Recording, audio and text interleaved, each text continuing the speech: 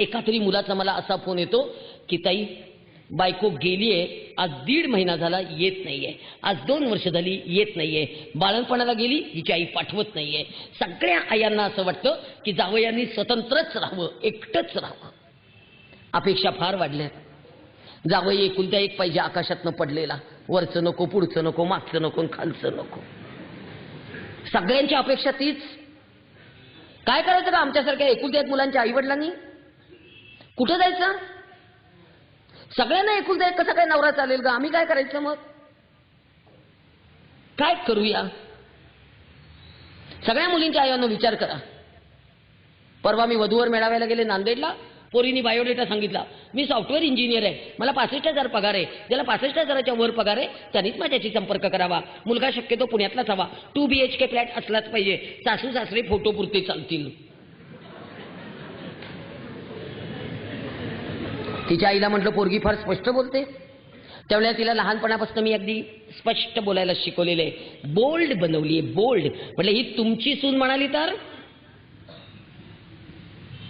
करा विचार. मातृत्व झुगारून द्यायला निघाले त्या कार्ट्या. काय करू मी? अनाथ बाळच सांभाळते मी. आत्ता 22 बाळ आहेत माझ्याजवळ अनाथ. आणि ही बाळ दत्तक मागायला आयटी क्षेत्रातल्या मुली जास्त येतात. आयटी क्षेत्रातल्या मुलींना स्वतःचं बाळ नको आता. आयटी क्षेत्रातल्या जोडप्यांना आता स्वतःचं मूल नको आता. आयटी क्षेत्रातल्या मुलांना आयतं मूल पाहिजे.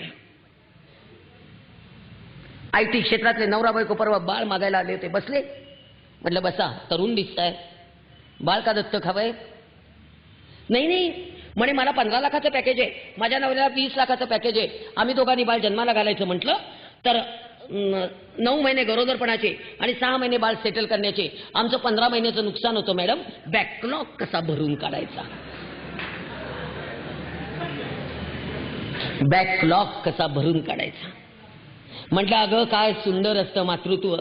अगं बाळ नसतं तेव्हा ते कधी येतं याची आतुरता. बाळ आलेलं आहे पोटात हे कळलं तेव्हा ते कधी बाहेर येतं याची उत्सुकता. आणि ज्या वेळेला ते येणार याची तारीख कळली की मरणाला सामोरं जाण्याची तत्परता. हे मातृत्व आहे बाई, हे मातृत्व आहे. पटतच नाही. Don't be emotional madam, B practical. म्हणलं आता प्रॅक्टिकल होऊन सांगते. हे पोर कुपोषित आहे, याला आईने फेकून दिलंय, याला आईने मरण्यासाठी फेकून दिलेलं आहे. ते पोर मरण्यासाठी फेकून दिलेलं दारात असताना त्याला मी पोटाशी घेऊन सांभाळलंय. मला आई होता येत नाही, मला आजी होता येतं. मी अंगावर सोनं घातलं नाही बायकांनो, पण मी बाळाच्या घुटीमध्ये रोज सोनं उगाळून घालते, कारण माझं बाळ कुपोषित आहे. आणि ते बाळ मला दत्तक द्यायचंय. मी त्या मुलीला स्पष्ट सांगितलं, हे बाळ मला आईच्या ताब्यात द्यायचंय, यंत्राच्या ताब्यात नाही. देणार नाही म्हटलं बाळ.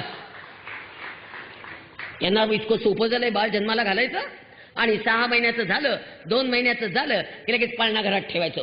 बेबी केअर सेंटर, डोंबलियांचं बेबी केअर.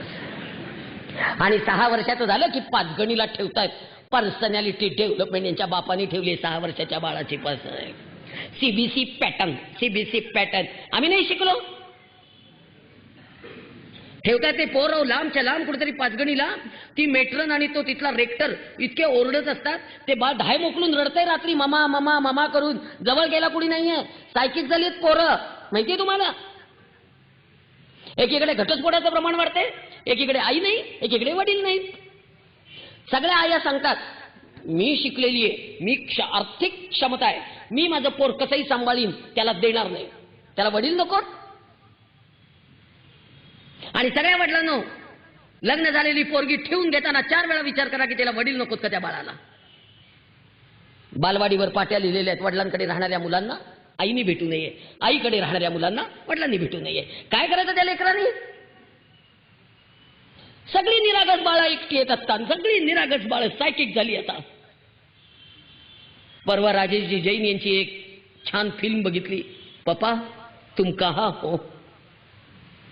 सगळ्या बायकांना मी बजावून सांगते तुम्हाला, मांडीवर घेऊन थोपटायला आई असावी लागते, पण खांद्यावर घेऊन थोपटायला वडील असावेच लागतात.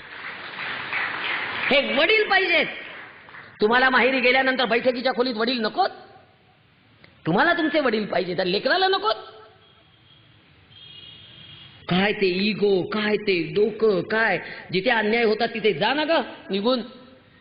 हल्ली एक नवीनच फॅट निघाले हो.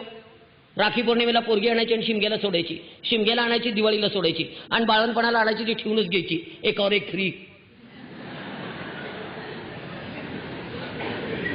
फार आगाऊ झालंय. एक बँकेतला अधिकारी मुलगा आहे, 90,000 पगार आहे. अगं त्याच्या आईने तो 4 वर्षाचा असताना त्याचे वडील वारले.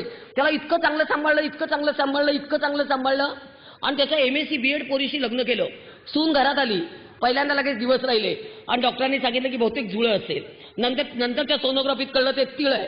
पोरीला बेडरेस्ट सुरू झाली, सासूने बेडरेस्ट काढली, प्रवास करायचा नव्हता, आणि हिची आई बाळंतीण ती पोरगी झाली, तिळ झालं, आणि डोकं बडवत आली. माझ्या लहान पोरीला कसं 3 पोरांचं करायचं व्हायचं, मी घेऊनच जाणार आहे, नशीब फुटलं तिचं. आणि गेल्या घेऊन आज 4 वर्ष झाली पाठवत नाही. तो जावई जाऊन पाया पडून येतो, आणि त्याला मारतात धरून सगळे मिळून. इतका मार खातो, इतका मार खातो, इतका मार खातो, काही करत नाही, पण काही बोलूच शकत नाही. कायदा जेवढे वकील इथे बसले त्यांनी खरं मला सांगा, या कायद्याचं मी काय करू ते खरंच तुम्ही सांगा. इतकं एक कुटुंब व्यवस्थेला इतके धक्केच नसता, पोरं निरागस वेगळी, काय करावं मला काही कळेना बाबा. एकीकडे वृद्धाश्रमांची संख्या वाढतीये आणि एकीकडे निरागस पोरं अनाथ आश्रमात. काय करायचं ना. मुलींच्या आयांनो जरा विचार करा ग. आता परवा मुलीचे वडील आले, मला म्हणतायत विदाऊट किचन घर असेल असाच जावई आम्हाला हवाय. म्हटलं असा जावई विदाऊट किचन घर असेल असा. बर म्हटलं मग फुटपाथवरचा देऊ का.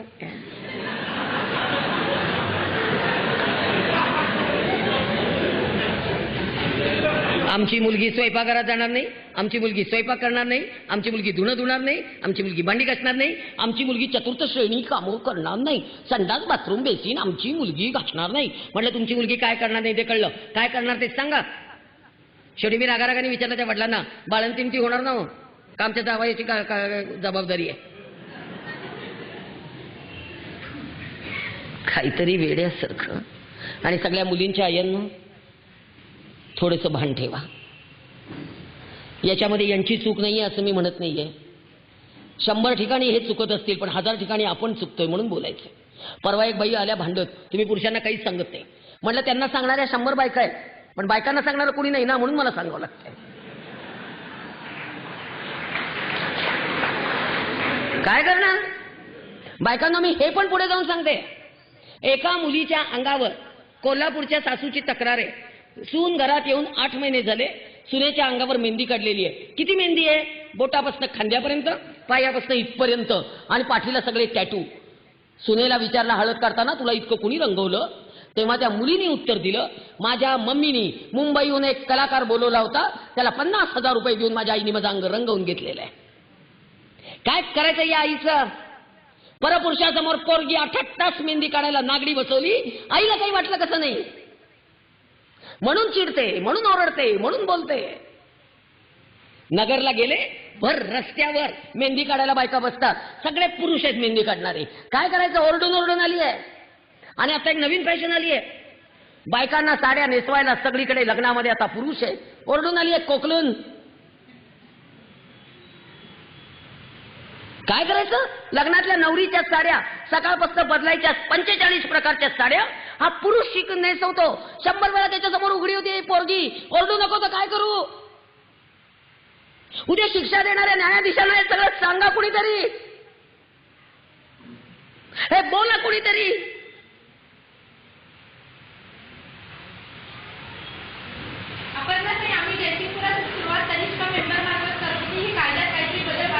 नक्कीच व्हायला पाहिजे, नाहीतर आम्हाला काय करायचं प्रश्न आहे. छाती फुटून चालली आहे माझी, छाती फुटून. फार मला खरं नाही इतका अस्वस्थपणा आलाय बायकांनो, मी काही करू शकत नाही. रडण्याशिवाय मार्ग नाही. आणि फक्त दोष देत बसायचं, फक्त दोष देत बसायचं, सासूलाचे दोष देत बसायचं. मला या बायकांच्या नटण्याला विरोध नाही करायचा, पण बायकांनो सध्या ब्युटी पार्लरला तुमचे केस कट करायला सुद्धा पुरुष आहेत.